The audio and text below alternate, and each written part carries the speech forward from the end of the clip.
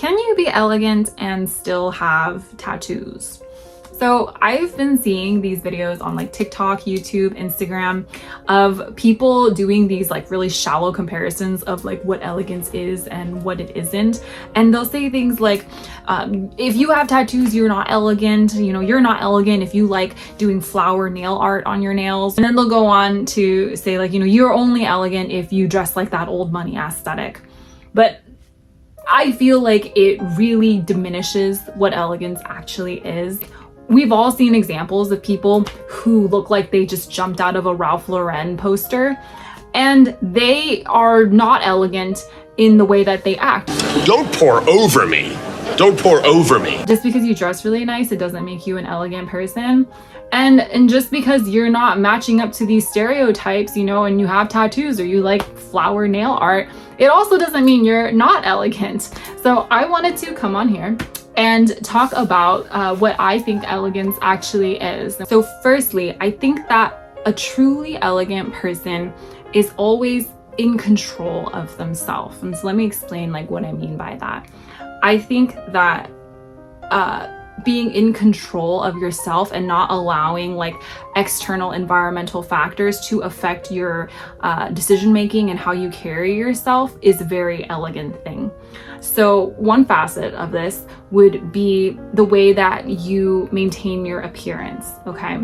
I see an elegant person is the kind of person that has their outfit ready the night before. This person has carved out time to maintain their appearance in the morning. You know, they have taken steps to make sure that their hygiene and their grooming is in tip-top shape because they want to make sure that all aspects of their appearance has been taken into account and they have taken active measures to address it.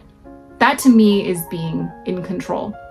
A person who is not in control, that is not elegant, would be like the kind of person that, you know, they woke up late, they're trying to like fish around to see like what items are clean so they can just like throw it on themselves really quick. They don't really have time to do like the full hygiene routine.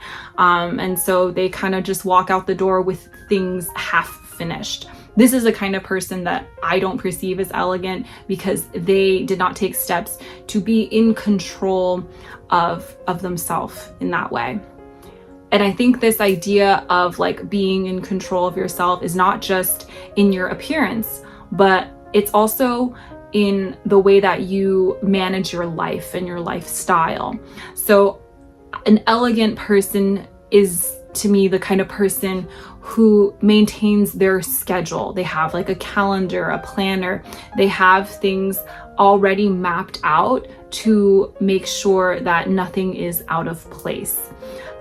Whereas a person who is not elegant, they're kind of like scrambling. There are things that fall through the cracks or are done last minute because they haven't taken time to manage their lifestyle. I think that is a big difference as well.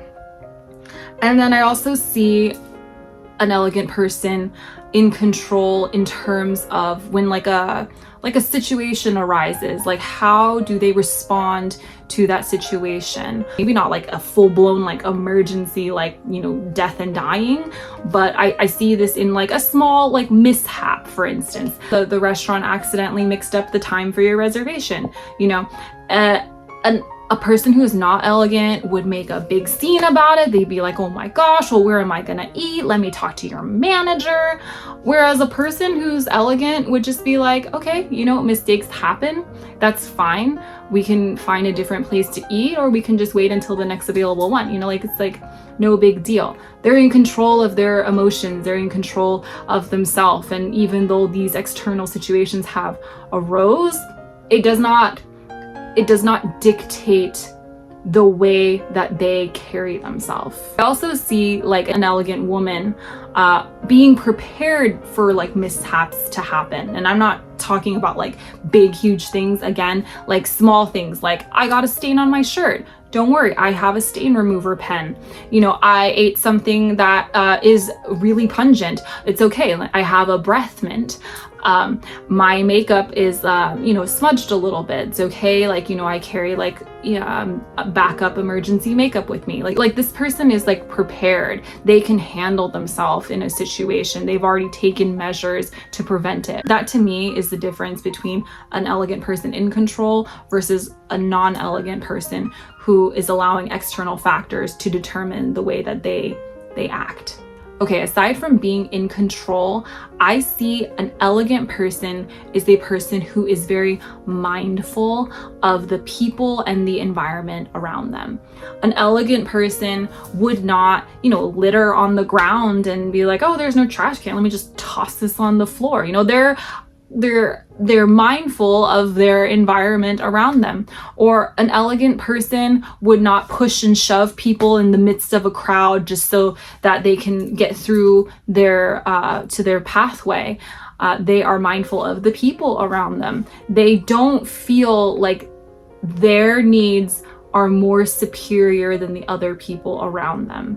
I think that an elegant person is courteous. And when I say courteous, I don't mean that you have to go full-blown Emily Post etiquette classes. The fork is on this side, the knife is on the other side. You don't need to go and read Emily Post to be an elegant person. In the same vein as being in control and being mindful, I think one key mark of an elegant person is understanding what to say, how to say it, and who to say it to.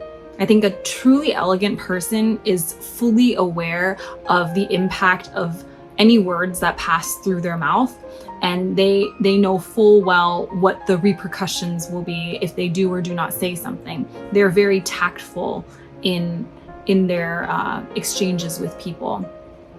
I think that a person who is not elegant doesn't have that level of self-awareness to understand who their audience is currently and the effects of what they're saying. Oftentimes I see people who are not elegant often ramble without thinking, or they end up oversharing things that just are not appropriate for the moment or for that particular audience or person.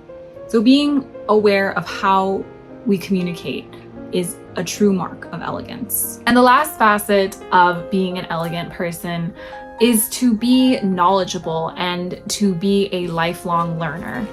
I think that ignorance is definitely not elegant, and the way that we move away from ignorance is to be in a constant state of learning and acquiring knowledge. The ability to learn sets that foundation for goal building, having aspirations, and being able to know more about yourself and the world around you.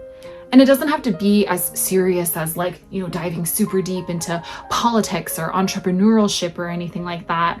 And while knowing current events in the world around you is good, I think that it's even more important to be able to learn about yourself and develop yourself. And so diving into topics like self-improvement, self-development, human behavior, personal finance, these are topics that help build our character and build us into better people. In fun things too is really important, music, movies, media, other cultures. The world is so big. I think that having knowledge in a little bit of everything helps you with not only, improving yourself and goal setting, but it helps you connect with people and helps you build community as well. I think that there is nothing more elegant than a person who really knows themselves and knows the world around them. So to answer the query that I posed in the beginning of this video, can tattooed people be elegant? I would say yes, because elegance is so much more than what style you choose. It is about how you carry yourself as an individual. It's about being mindful of the people and the world around you. And it's about your ability to be a learner and to acquire knowledge. And so, yeah, take that, people who make videos about what's elegant and what's not elegant. I'll see you guys in my next video. Bye.